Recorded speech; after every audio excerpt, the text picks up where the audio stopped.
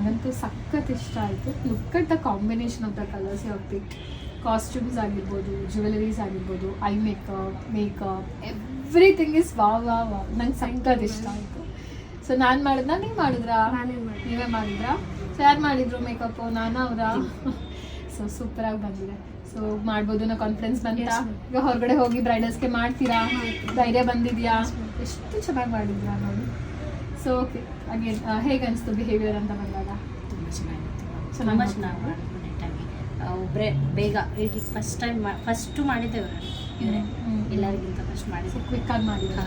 ತುಂಬ ಫಾಸ್ಟ್ ಇದ್ದಾರೆ ಎಲ್ಲ, ಚೆನ್ನಾಗಿ very good. And again like behaviour ಆಯಿತು. ಆ್ಯಂಡ್ ಅಗೇನ್ ಮೇಕಪ್ ವರ್ಕ್ ಅಂತ ಬಂದಾಗ ಏನು ರೇಟ್ ಮಾಡ್ತೀರಾ? 10 ಎಷ್ಟು ರೇಟ್ ಮಾಡ್ತೀರಾ? 10 to 11. 11. So oh my god, nice, so happy.